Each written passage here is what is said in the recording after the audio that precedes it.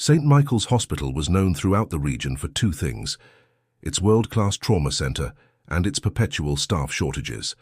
Located in the heart of Westbrook, a mid-sized city with growing pains, the hospital served a diverse community with increasingly complex healthcare needs. For Dr. William Bennett, the hospital's executive director, each day brought new challenges in the constant battle to provide quality care with limited resources.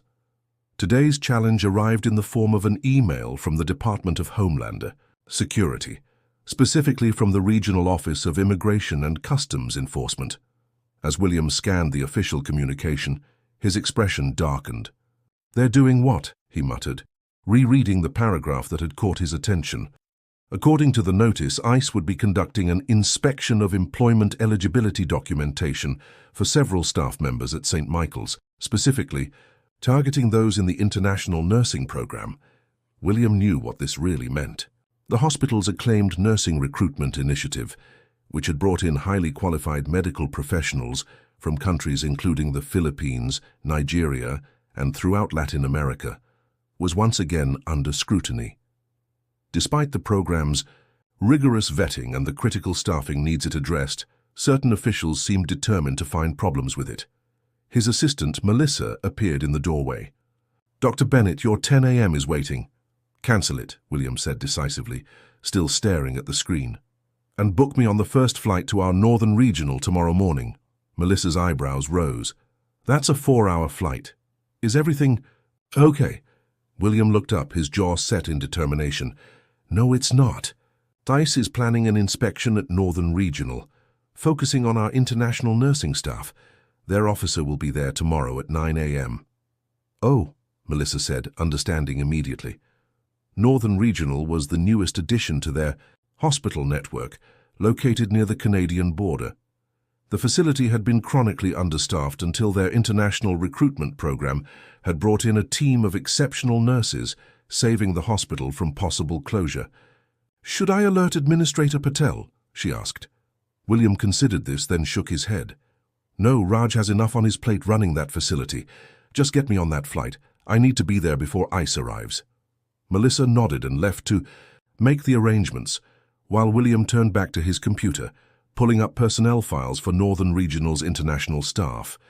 He knew each hiring had been meticulously documented and verified, but in the current climate, paperwork alone wasn't always enough protection.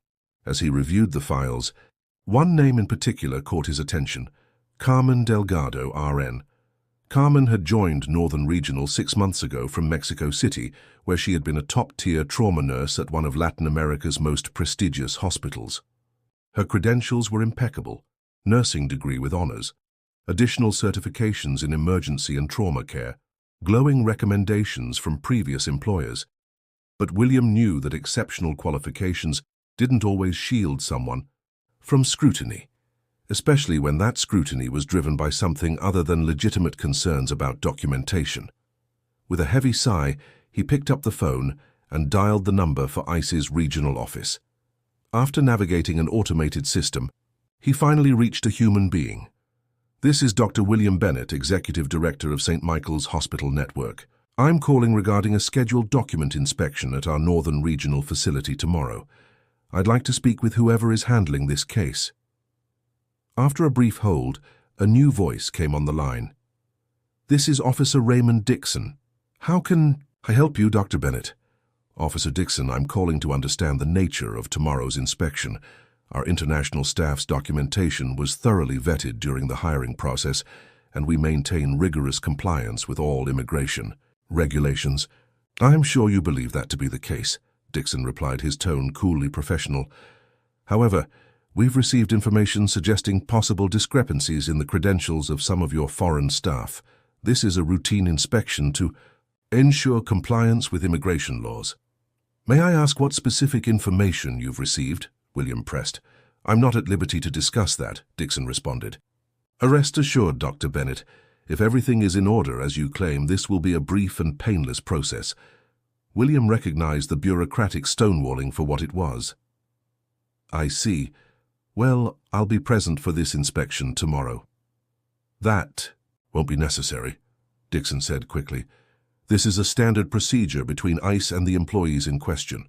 Nevertheless, I'll be there, William insisted. These are valued members of our medical team, and as their employer, I have both a right and a responsibility to be present for any official questioning. There was a pause on the line before Dixon responded. As you wish, Dr. Bennett. The inspection begins at 9 a.m. sharp. I look forward to meeting you, Officer Dixon.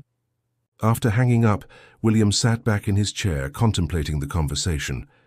Dixon's refusal to specify what information had prompted the inspection confirmed William's suspicion that this was likely a fishing expedition rather than a response to any legitimate concern.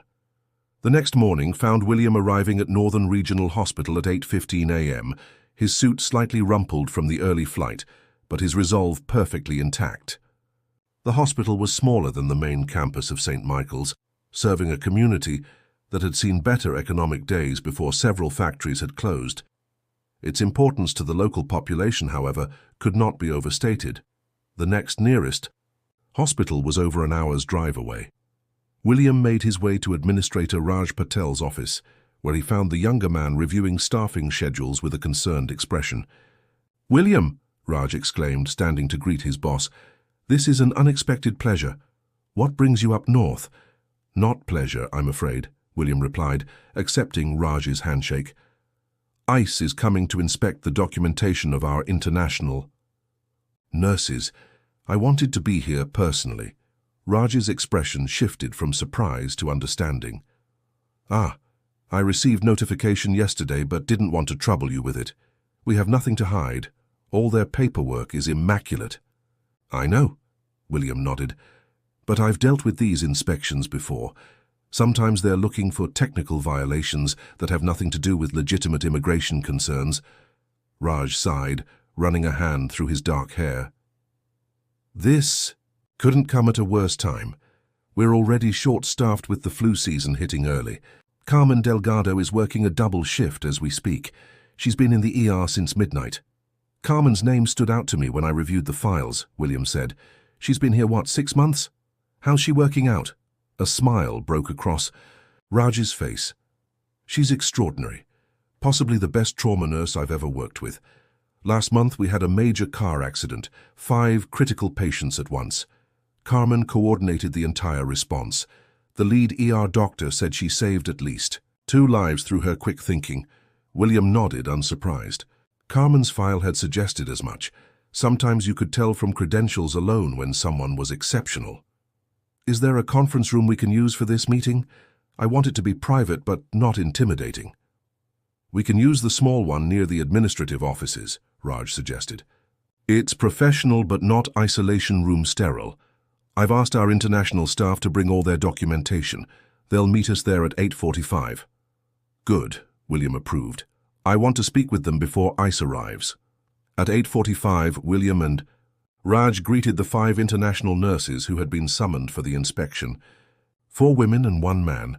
They came from Mexico, the Philippines, Nigeria, and Colombia, each bringing critical skills to a hospital that had struggled to attract domestic talent to its rural location. William introduced himself, explaining why he had come. "First, I want you all to know that your positions at Northern Regional are secure. You were hired because of your exceptional qualifications, and your work here has been exemplary. This inspection is routine, and we will handle it as such." The nurses nodded, their expressions a mixture of concern and gratitude for the reassurance. One of them, a petite woman with intelligent eyes and an air of quiet confidence, spoke up. "Dr. Bennett, I'm Carmen Delgado. Thank you for coming all. This way, but I'm concerned about leaving the ER. We have 3 critical patients, and I'm the charge nurse until noon." William was struck by her priorities. Even facing an immigration inspection, her first concern was for her patients. "Of course, Nurse Delgado. We'll make sure you're seen first so you can return to your duties as quickly as possible." At precisely 9 a.m., the hospital security desk called to announce the arrival of Officer Raymond Dixon. Raj went to escort him to the conference room, while William remained with the nurses, reviewing their documentation one final time. Everything was in perfect order. Work visas, employment authorization forms, nursing certifications translated and validated by the appropriate authorities. When Dixon entered, William immediately took his measure. The immigration officer was in his late 40s, tall and solidly built, with close-cropped grey hair and the bearing of someone accustomed to authority. He wore a suit rather than a uniform, but his official ID and the government-issue tablet he carried made his role clear. "Dr. Bennett," Dixon acknowledged with a nod. "I'm surprised you felt it necessary to fly in for a routine inspection." "My staff is my priority, Officer Dixon," William replied evenly, "especially when they're providing essential medical care in an underserved area." Dixon's expression remained neutral as he set up his tablet and arranged his paperwork. "I'll need to speak with each employee individually, beginning with—" He consulted his list. "Carmen Delgado." Carmen stepped forward, her documentation organized in a folder. Despite having just worked an 8-hour overnight shift in the ER, she appeared composed and professional in her scrubs, her dark hair neatly tied back. "That's me," she said. "I would appreciate being seen first, as I need to return to the emergency department where we have critical patients." Dixon looked her over with a gaze that seemed to catalogue every detail. "Your immediate concern should be this inspection, Ms. Delgado. These matters can take as long as necessary to resolve." William stepped forward. "Officer Dixon, Nurse Delgado is currently responsible for 3 critical patients. We respect your process, but surely we can accommodate both the inspection and the needs of people fighting for their lives." Dixon paused, then gave a curt nod. "I'll expedite her review." Carmen, William, and Dixon remained in the conference room while the others waited outside. Dixon began by checking Carmen's passport, visa, and work authorization documents. "Your H-1B visa was issued 8 months ago," Dixon noted, examining the document. "And you began work here 6 months ago. What were you doing in those 2 months between visa issuance and employment?" "Completing my U.S. nursing certification requirements and relocating from Mexico City," Carmen answered promptly. "I also took an intensive medical English course to ensure my terminology was current." Dixon made a note. "Your visa states you were recruited for your specialized knowledge and skills unavailable in the local workforce. What exactly are these special skills that American nurses don't have?" The question's framing made William bristle, but Carmen answered calmly. "I have specialized training in multiple trauma response from my work in Mexico City's Centro Médico Nacional, where I served as charge nurse in one of Latin America's busiest trauma centers. I also have certification in rural emergency medicine, which is particularly relevant to this hospital's needs." Dixon's expression suggested skepticism. "And you expect me to believe that no American nurse could be found with similar qualifications?" Before Carmen could respond, William interjected. "Officer Dixon, Northern Regional conducted an extensive 6-month search for qualified domestic candidates before initiating international recruitment. We received exactly 2 applications, neither with trauma experience. Meanwhile, Nurse Delgado was selected from over 100 international applicants due to her exceptional qualifications." Dixon ignored William, his focus remaining on Carmen. "Your documentation indicates your nursing degree is from Universidad Nacional Autónoma de México. How can we verify this is equivalent to U.S. standards?" Carmen reached into her folder and produced additional documentation. "My credentials were verified by the Commission on Graduates of Foreign Nursing Schools, as required by U.S. law. Here is the certification confirming my education meets all U.S. standards." Dixon took the document, examining it with unusual intensity. "This appears to be in order, but—" He was interrupted by a sharp knock at the door. Without waiting for a response, Raj Patel entered, his expression tense. "I apologize for the interruption, but we have an emergency situation. There's been a major accident on Highway 16, a tour bus rollover with multiple casualties. First ambulance is arriving in 10 minutes. We need all hands." Carmen immediately stood. "I need to get to the ER." Dixon held up a hand. "We're not finished here." "Officer Dixon," William said firmly, "I understand the importance of your work, but we are about to receive mass casualties. Nurse Delgado is our most experienced trauma nurse. Lives literally depend on her returning to the ER right now." Dixon hesitated, clearly weighing his authority against the emergency. "Fine," he finally said. "But this inspection is not concluded. We'll resume as soon as the situation is stabilized." Carmen was already moving toward the door, her mind visibly shifting from immigration concerns to the medical emergency awaiting her. William followed, with Dixon close behind.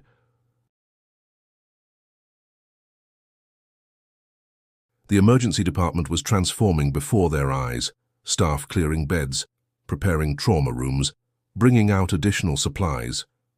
William could feel the controlled urgency in the air, the practiced precision of medical professionals preparing for crisis. "First ambulance, 2 minutes out," someone called. "Multiple critical patients, at least 20 injured in total." Carmen had already taken charge at the central nurses' station, directing staff with calm efficiency. "Rodriguez, set up trauma 1 and 2 for the most critical. Chen, coordinate with blood bank. We'll need multiple units of O negative. Jackson, call CT and radiology. Tell them to clear their schedules." William stepped back, allowing the medical team to work, but he noticed that Dixon remained, watching Carmen with undisguised scrutiny as she orchestrated the emergency response. The first ambulance arrived with a deafening siren, followed immediately by a second. Paramedics rushed in with the first patients, an elderly man with severe chest trauma and a middle-aged woman with a head injury. Carmen immediately assessed both, rapidly delegating tasks to the medical team.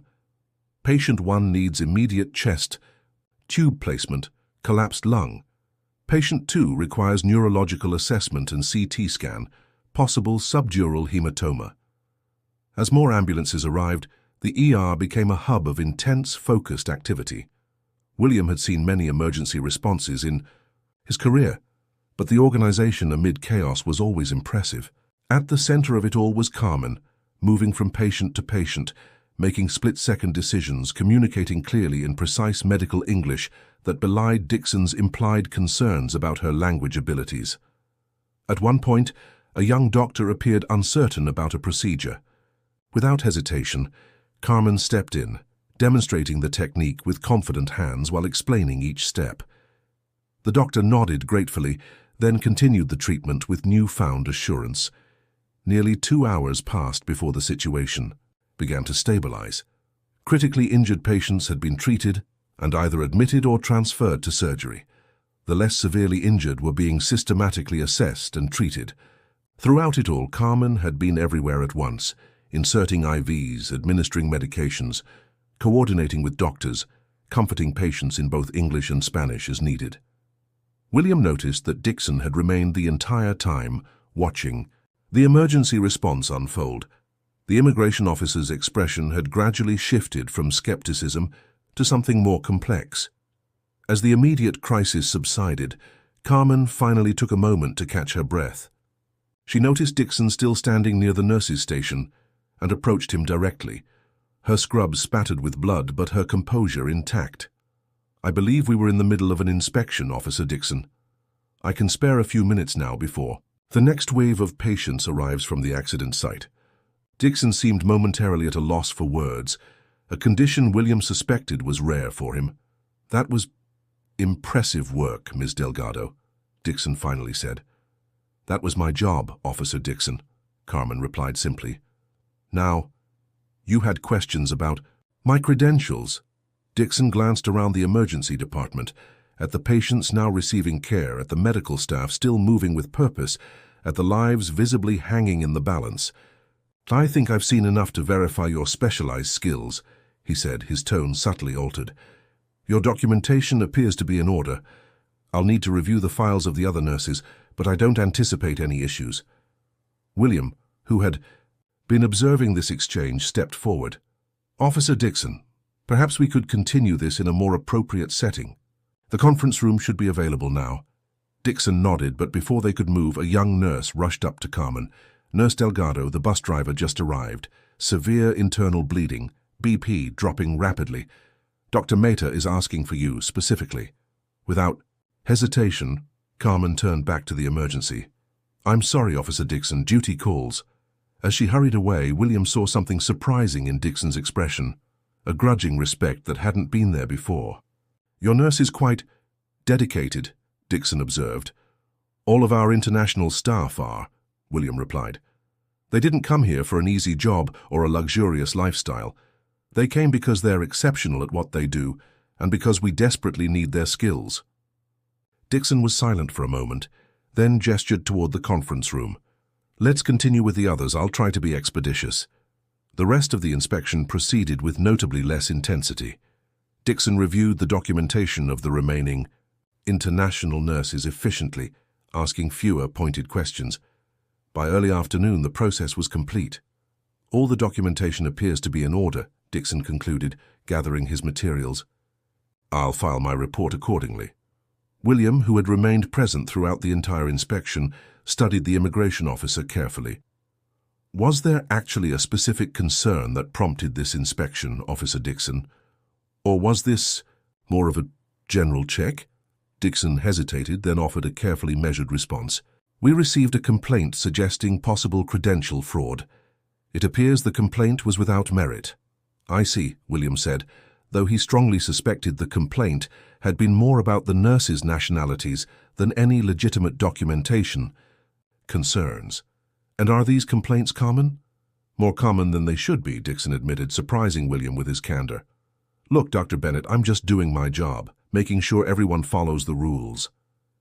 Of course, William nodded, and we appreciate thoroughness, but I hope you also see the value these professionals bring to our community. Without them, this hospital might have closed, leaving thousands without accessible health care. Xinyi packed his tablet into his briefcase. That's outside my purview. I enforce immigration law. I don't make health policy. Fair enough, William conceded, but sometimes seeing the human impact of those laws and policies can be instructive. As they walked toward the hospital exit, they passed the emergency department, where Carmen was still working, now bandaging the arm of a young child while speaking gentle Spanish to the frightened boy. His parents stood nearby, their expressions a mixture of worry and profound gratitude. Dixon paused, watching the interaction. Your nurse, Delgado. Where did you say she worked before coming here? Centro Médico Nacional in Mexico City, William replied. One of the busiest trauma centers in Latin America. She was their lead emergency nurse for 5 years. Dixon nodded slowly. My brother was in Mexico City during that big earthquake 3 years ago. Tourist trip. Got caught when a building partially collapsed. He was treated at a hospital there. Said the nurse who cared for him was the most competent medical professional he'd ever encountered. He continued looking at Carmen. Makes me wonder. William said nothing, letting the moment speak for itself. Finally, Dixon turned away. Well, Dr. Bennett, I believe our business is concluded. You can expect my official report within 3 business days. Thank you, Officer Dixon, William said, extending his hand. Safe travels back to the regional office. Dixon accepted the handshake, his grip firm but no longer adversarial. As he walked toward the exit, William thought he detected a subtle change in the officer's bearing, a loosening of rigid certainty, perhaps, or the beginning of a more nuanced perspective.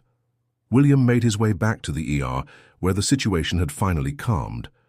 Most of the accident victims had been treated and either admitted or discharged. Carmen was at the nurses' station, updating patient charts with the same focused attention she gave to everything. Nurse Delgado, William said, approaching her. A moment of your time. Carmen looked up, fatigue evident in her eyes, but her professional demeanor unwavering. Of course, Dr. Bennett. They stepped into a quiet corner of the department. The inspection is complete, William informed her. All documentation has been verified and approved. Relief flickered across Carmen's face. Thank you for being here, Dr. Bennett. It meant a lot to all of us. You don't need to thank me, William replied. If anything, I should be thanking you. What I witnessed today, your skill, your leadership, your compassion, it was extraordinary. Carmen smiled slightly. I was just doing my job. That's the second time you've said that today, William noted. But what I saw was far beyond just a job. You saved lives, Carmen, lives that might have been lost without your expertise. She looked down briefly, uncomfortable with the praise. It's why I became a nurse, to help people when they need it. First, well, Northern Regional needs you, William said firmly. and I want you to know that St. Michael's Hospital Network stands behind you and all our international staff 100%. Your position here is secure. I appreciate that, Carmen said sincerely. This hospital, this community, they've become important to me, even with the occasional challenges. She glanced toward the exit where Dixon had departed. William followed, her gaze. People fear what they don't understand or what seems different from their experience. But sometimes when they actually see the reality beyond their assumptions. He trailed off, thinking of Dixon watching Carmen coordinate the emergency response. Sometimes minds can change, Carmen nodded thoughtfully. That's why I always try to let my work speak for itself. Actions tend to be more convincing than arguments. Indeed they are, William agreed, and today your actions spoke volumes. As William flew back to the main campus that evening, he reflected on the day's events. The inspection that had begun as an apparent attempt to find problems with international staff had transformed into something quite different. Not through confrontation or political debate, but through the simple, powerful demonstration of excellence in action. Carmen Delgado hadn't changed Officer Dixon's mind by arguing about immigration policy or demanding recognition. She had changed it by simply being exceptional at saving lives, by revealing through her actions the absurdity of questioning her place in that hospital, in that community, in that country. William made a note to follow up on the international nursing program, to expand it if possible. In a world increasingly divided by borders and politics, the universal language of competence, compassion, and care still had the power to build bridges, one life saved at a time. What about you? Have you ever witnessed someone's prejudice dissolve when faced with undeniable excellence?